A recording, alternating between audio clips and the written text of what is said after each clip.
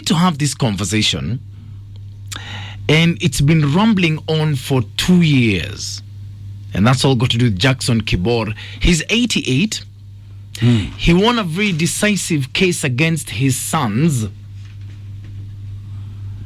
and his estranged wife, by the way.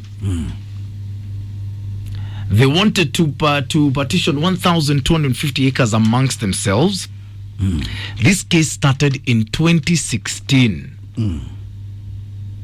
And he has vowed, now this is the one thing he has vowed, that he has demanded a DNA test before his sons even stand a chance at investing, at inheriting that land. Jeez.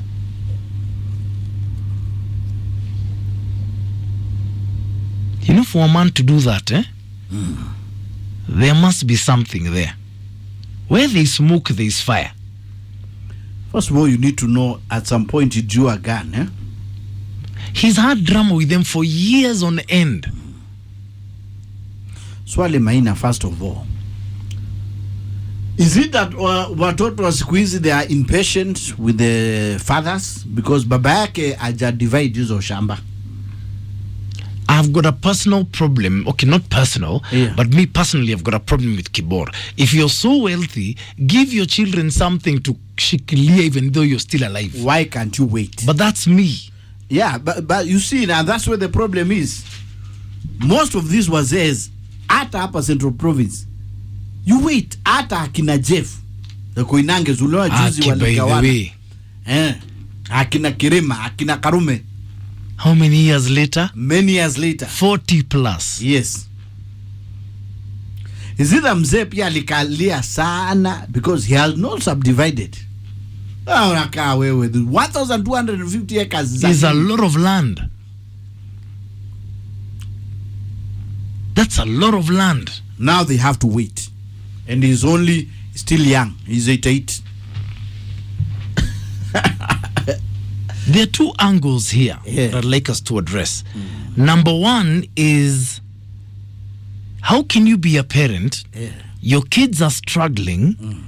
You know you can help them, but you don't want to. That's question number one. You're teaching them patience. No, that's question number one. Ati? You're teaching them patience. But you can see they are struggling. But ni mali yake. So that's number one. Yeah. Number two, by the time you ask for a DNA test as a man, in your own situation right now, are you sure that child you're raising is yours? Two questions there. Yeah. Number one, parents who watch their kids suffer and they don't intervene. And number two, this DNA thing has come into the equation now.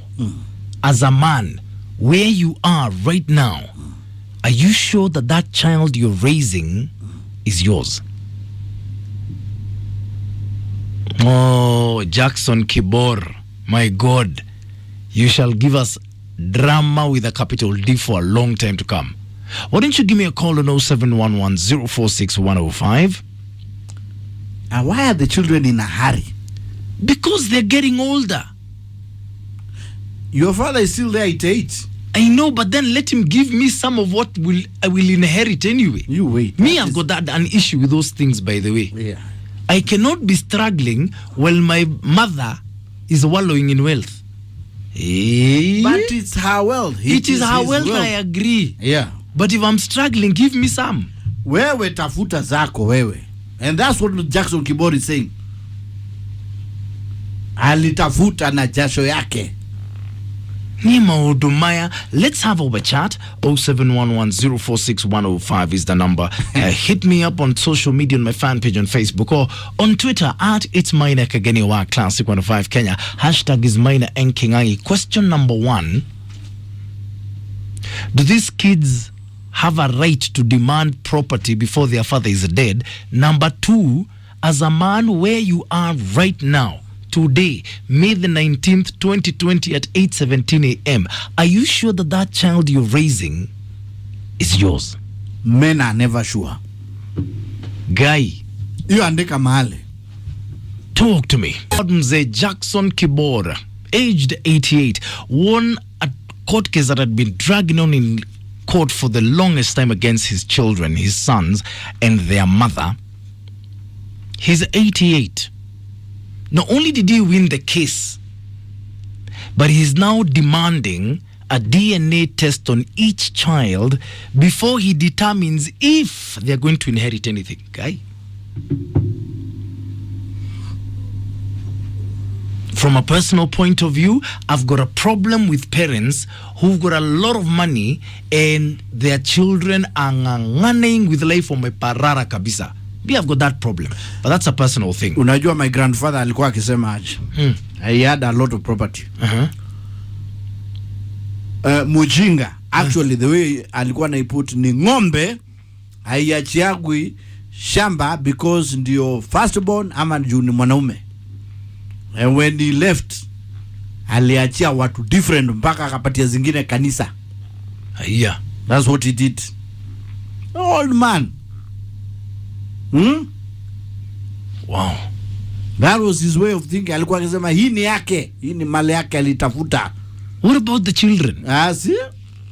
Kila mtu apambane na hali yake. I've got two questions this morning. Number one, do you feel where Kibor's sons are coming from?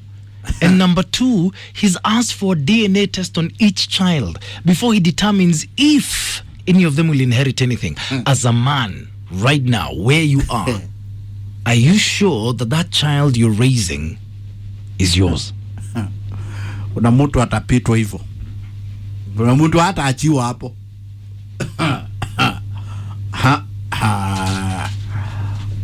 Ngoja. Calvin Mwangi is saying wealth inheritance should be determined by our wazee. Greedy kids and mothers should stay aside. Soldier Mondoro saying only women know the father of the children. And I support Mr. Kibor 101%. Watoto watafute mali yao. By the way, he has said he's young. He's still young. 88. Yes. Hey? Why? Do you know when you're wealthy, there are obligations you've got to your children? Felix Agolo is saying, many in Africa, children don't inherit the wealth of a father who is still alive. Athman Meli is saying, what's wrong with our African fathers? Why are they jealous of making their sons rich? You are rich as a blessing to your children. Listen to that tweet. Let me just repeat it again, Athman Meli. What is wrong with our African fathers? Why are they jealous of making their sons rich? And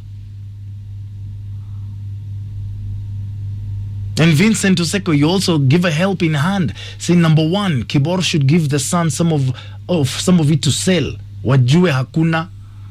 He's too old for this drama. Number two, if you know the kids are ours or not, we choose to be oblivious. Let the unknown be unknown. Some things will give you ulcers.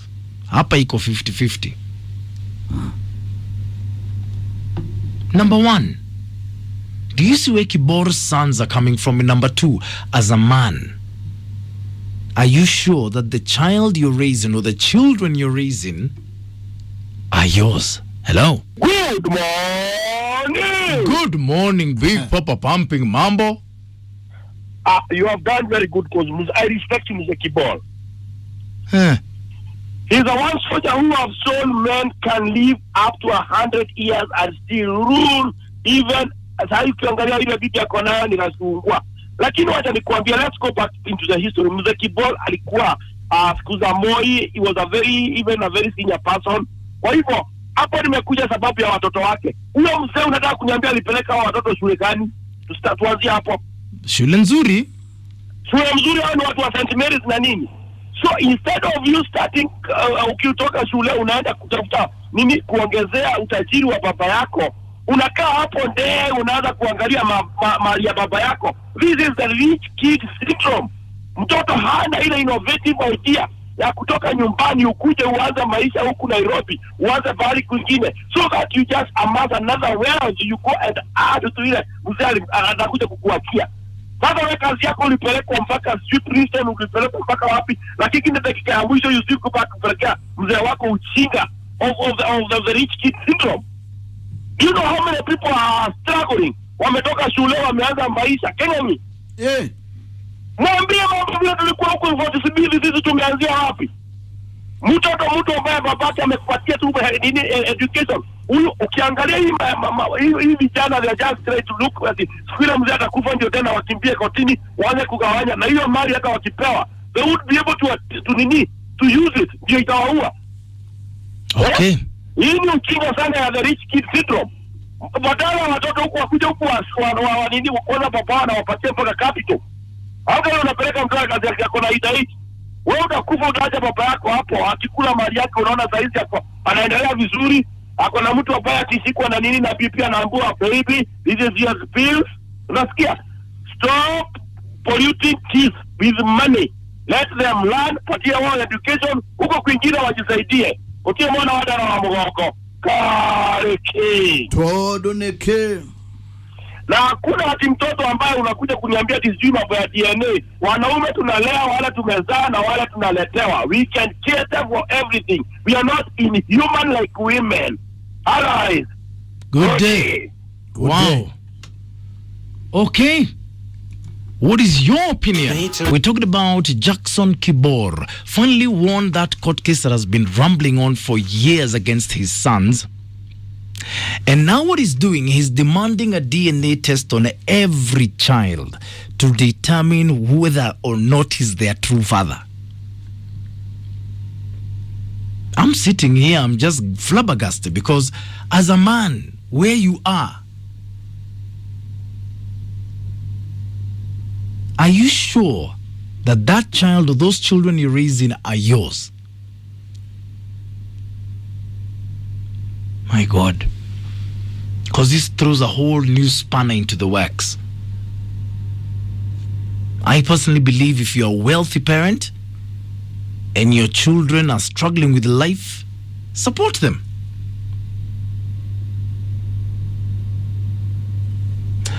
Cyrus Mwangi, good morning. You're saying DNA is not that important. Only the mother knows the real father. Hakuna haja ya kujijua, ya kujiua na stress as a man.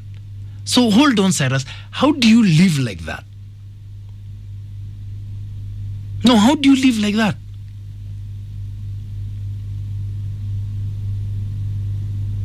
Athman Meli, you saying all these issues is because he did not respect his children. Even if the children are not his, he should respect them and their mothers. Justice will bring peace to him. Guy. Charles Maina saying, I listened to this story and it's true. They should all go for a DNA test. How can children sell their father's houses and start fighting for land? I support you, Mr. Kibor. Kevo, good morning. Kevo Munga. You say in the modern world, the only thing a parent owes you is a good education. After that, you start hustling for your future. But asking for inheritance or wealth that's never been worked for is absurdity. Douglas Kiplagat saying kids should work and find their own wealth. Liberation is taking place. We've been fathering kids who we suspect for so long. Imagine me having kids. One looks like a Red Boy, the other looks like Andrew Kinya, the other looks like Kipleting Manuela. DNA Ifanyu, I support it. If you're a father sitting wherever you are right now, on this Tuesday morning, are you sure that that child or those children that you're raising are truly, honestly yours? Maina Kageni. Morning. We men, we live with crazy beings in the house, and that is women. Yeah. We have to go for DNA. Ukisikia kusema hivyo, there's something behind. Iko kitu wanajua. Yes, and the reason I'm saying this, Yeah. maybe even the woman is driving the children to ask for the property. Yeah. Because the woman knows the children doesn't belong to the man. Okay. Hii mambo ikienda hivi, watoto hatapata kitu na huyo bibi pia atakosa cause the man knows something. So let me ask you. Ask me. Do you have children? I have 2 children. Are they yours? No man in the world is 100% that watoto ni wake. Wow. We raise children 80% juu ya Mungu tu. 80% juu ya Mungu. Your wife can cheat you with your brother. Anakwambia ona vile mnafanana. but the children are not yours. So you're basically going on her word. You just believe her. You believe what she says. Unamfuata tu, but you are not sure. No man can prove surety that the watoto ni wake. Never. Because we live with crazy beings, and that is women. Good day. Good day. My God, hello. Maina, Brass Boy. Morning. Morning to you. Kingangi, Yes. uko mzima? Kabisa. Yeah, there's one thing that I will comment about the Kibora. I think as the young generation, we are leading on the wrong side. Yeah. I think the best thing a parent can give a child is education. Yeah. Personally, speaking about myself, Yeah.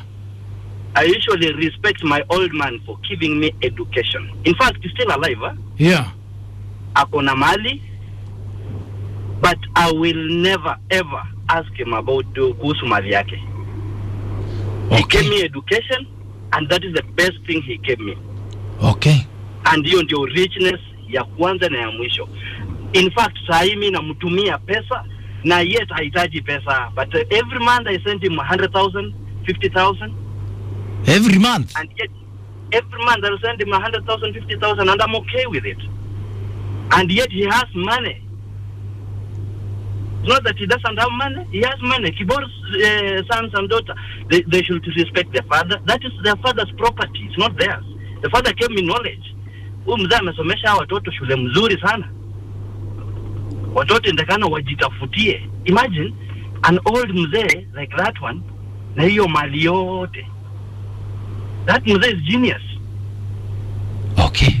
And if our watoto ni wake, then they should inherit that genius from them. Because wako na genius mzee.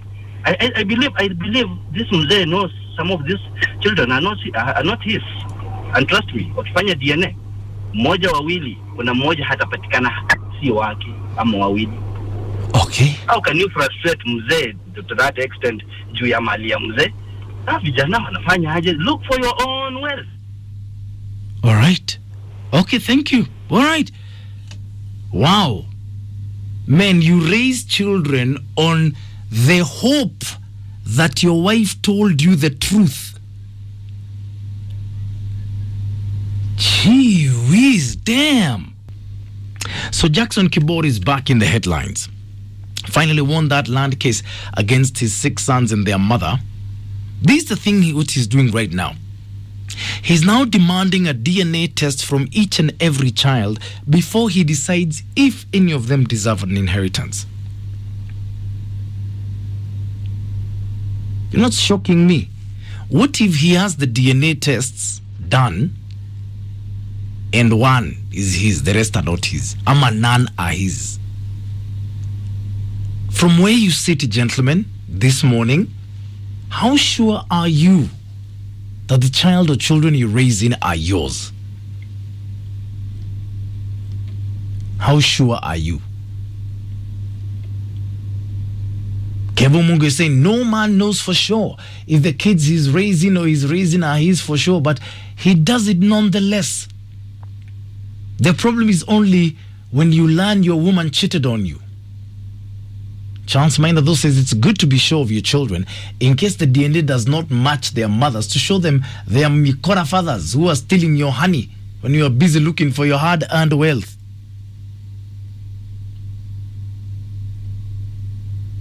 Kanga Justin Kanga is saying especially those firstborns, we get trapped into marriages with chances are 70% not ours. These kids, the worst part is those who are not ours turn out to be our favorites. Mabibi wanatuhurumia tu kwa umbali. Okay.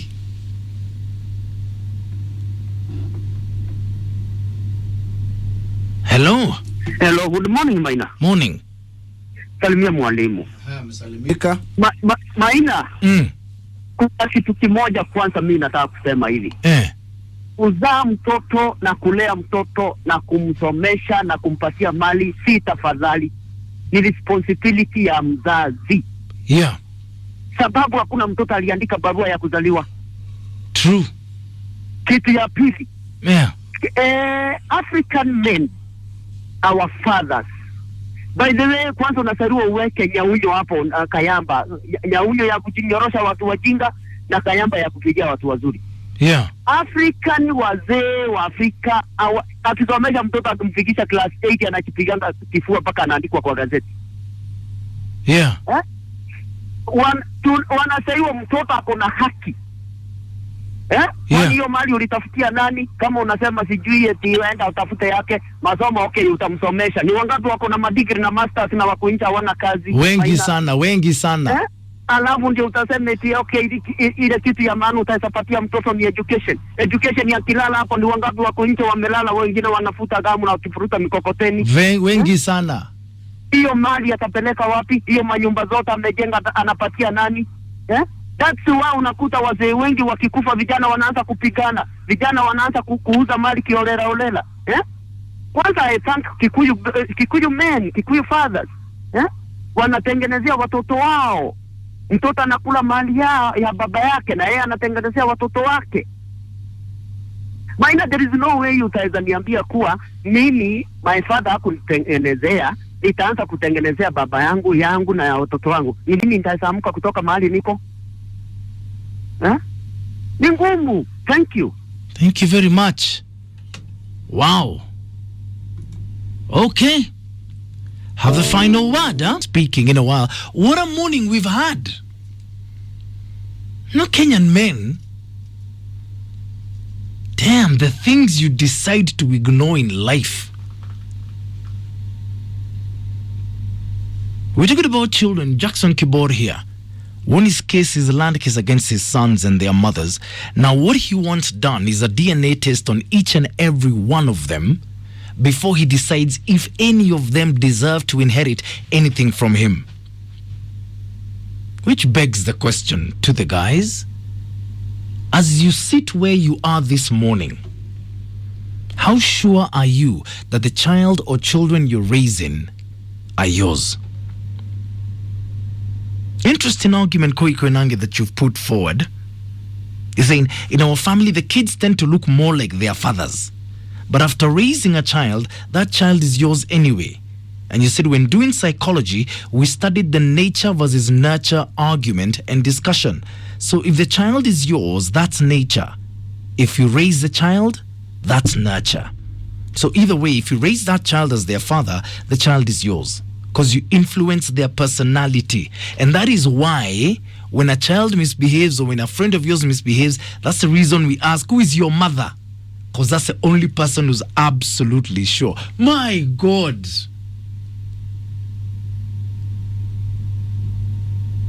That is crazy.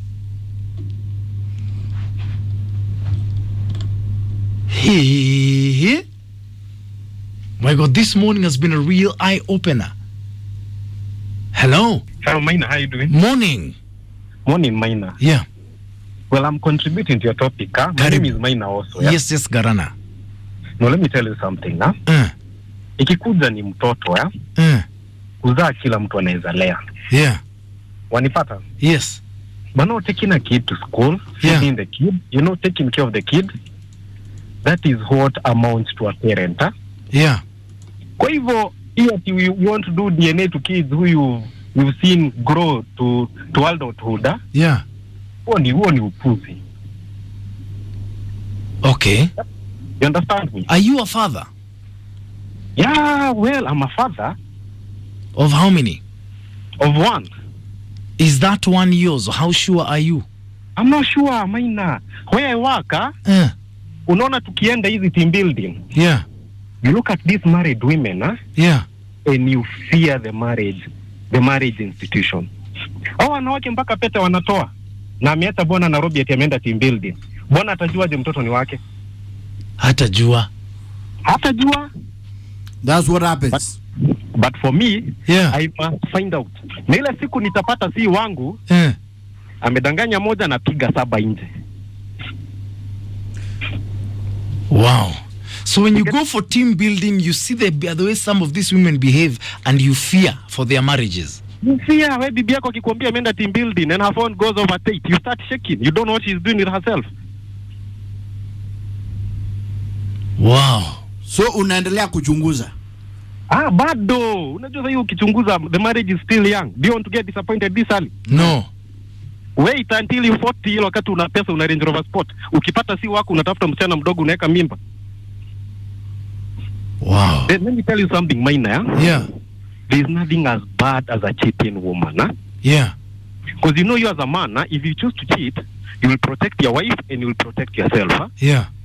But once your wife cheats, especially if she drinks alcohol, she cannot control whether the guy she's cheating with will use protection. Wow. You get it? I get it. That's why you need to pray to God to give you a faithful wife. Okay. But then when it comes to the issue about kids, yeah, if you look back at the African Kikuyu traditions, yeah, you know, because of the calamities we had, yeah, lazima ungeambia bibi yako aende hapo nje atafute mtoto mmoja, mtoto wawili. You know those traditions, Yes. Ndivyo kama wala wako uko nao wamerogwa, yeah, kitu ikuje, janga ikuje, wakufe, uachiwe ule mmoja ama wala wangapi? Wawili. So taking care of kids who are not yours is not a new thing. Okay. How are you sure you belong to your father? Are you sure? No, I'm not. Yeah, then don't mistreat a kid because the kid is not yours. The issue is the mother. The issue is the mother. The issue is the mother, not you. Take care of the kid. Show him love or her love. Okay.